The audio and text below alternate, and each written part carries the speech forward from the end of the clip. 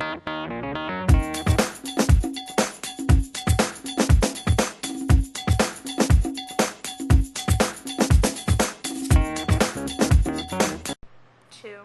three. Hello, we are here today to tell you about the pros and cons of science and technology. I will start us out with genetic modification. Okay, so a lot of GMOs are herbicide tolerant, such as corn, which is like 83% of corn is like herbicide tolerant, which will help us because it can't get infested with bugs, which will help us. So like when we eat an apple, you don't want a worm in it. So yeah, and then but the con to that pro is that it kills out native plants such as the milkweed, which a lot of animals eat.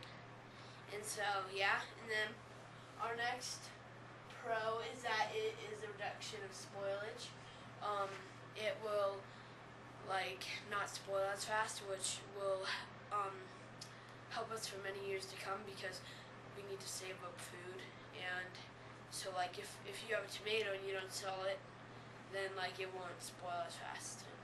So that's good. And then the con is that, well, that's not really a con to this, but it is not as safe because you don't know all the side effects yet. So yeah, and then it can feed more people.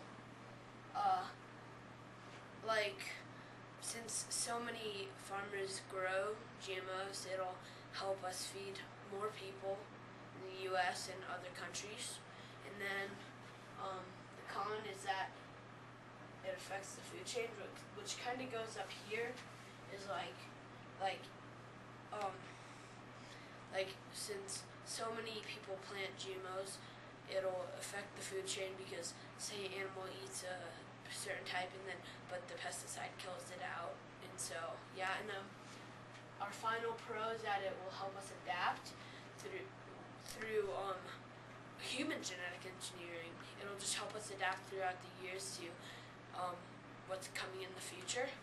And then, but the con is that it could change us in ways we don't know. So, yep, and that is it.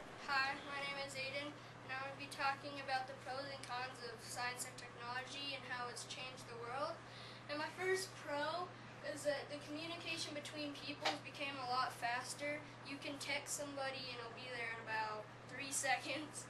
And you could email people. Instead of writing a letter, you can just do it all on your smartphone or on your computer.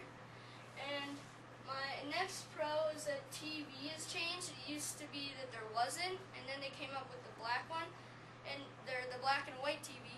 And then now they're making 3D TVs that you can just use at your home, and it's made it more interactive, I guess you could say. And there's curved TVs, like a movie theater, and it curves, and it makes it more like a movie theater. And also, tech has made war change a lot. It's made it more destructive as a con, but it's also helped it in different ways. Like, it keeps other people safer, and there's not a lot of face-to-face combat, like with swords or anything. They drop bombs, and boom, it's over there, and then they don't have to go in and kill other people, except with the bomb. And then there's this grenade launcher that curves, and it has a screen to see where you're shooting, and it kind of helps the war because it makes them not realize that it's coming, and that it will be a surprise attack, and it'll keep the person shooting it safer so they don't know he's there. And then a con, another one besides war, is that tech has made a lot of people lose their religion. So I'm pretty sure a lot has lost their religion since 1990 because of the internet and science and how it's changed the way they think about the world. And those are my pros and cons about science and technology. Hi, I'm Jack, and I will be talking to you about chemical weapons. Okay, first we have chemical weapons protected the U.S. in World War I and II, but a con is that 90,000 people died, and that was really bad. Then the chemical weapons in the Vietnam War and help with the war. And today it still affects Vietnam with cancer and birth deformations. And the last pro is chemical weapons are powerful and can win wars. Then they can also, chemical weapons can kill a lot of people. Yep. Hello, my name is Jesse, and I am here to explain stuff about prosthetics.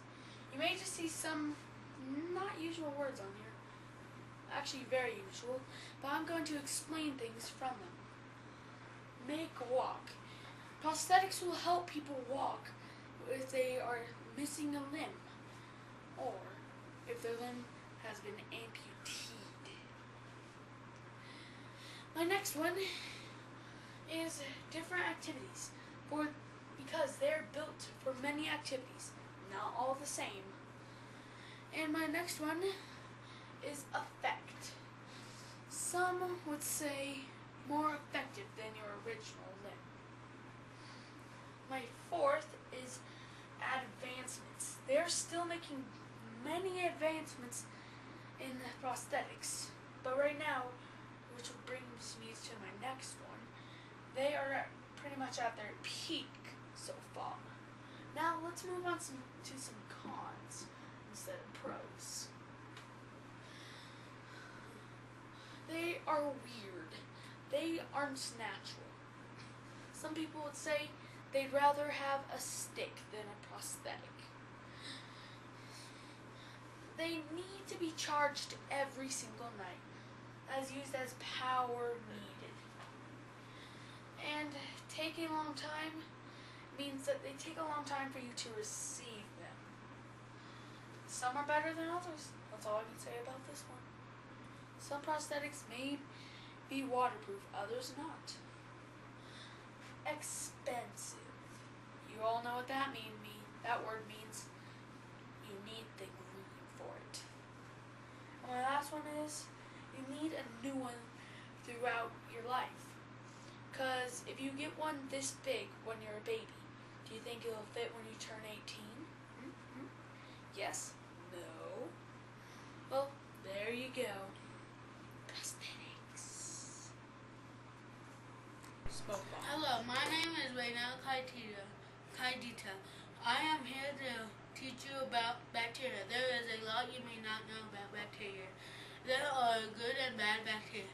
Some bad bacteria are streptococcus, and I am going to show you a picture about it.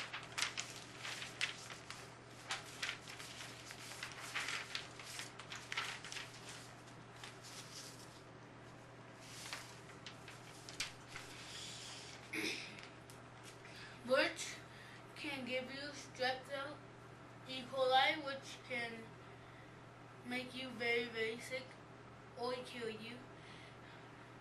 E. coli is in your meat, and I am going to show you a picture about E. coli.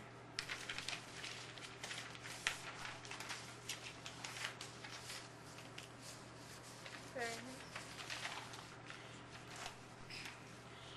E. coli is in your meat and everywhere.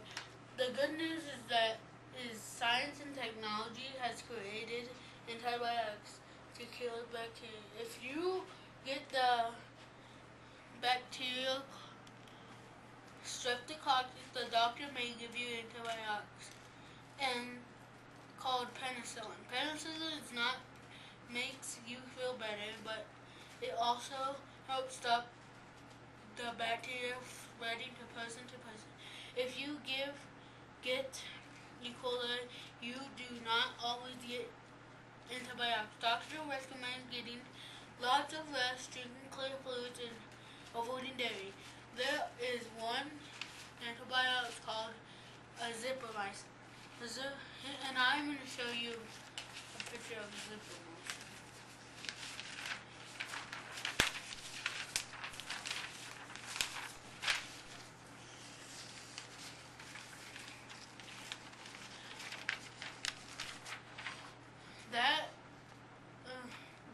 That has recently been tested on E. coli. Miss Tucker had an infection on her pinky toe, and doctors gave her Omentin to help cure the infection. And here's a picture about Omentin. Very nice. And here's other pictures of bacteria, and that's all about bacteria. How's technology made your job? So we're doing exhibition and we're making a video. Yeah. And we're here to ask you how technology has made your teaching career better. So I use technology a lot. What I'm doing right now, which I can show you guys, is I'm making a spreadsheet of my students' growth. So I use technology with my iPad to monitor their reading progress, and then I actually put in where they were and then where I want them to be. And so that's an easy way for me to see right where my students are compared to my learning targets. So Thanks. yeah, and we use technology a lot in our classroom too, but on the other side, for teachers, it's really great to organize data. Okay. That's good. That was awesome. Thank Yeah. you. Thanks. Yes, that's good.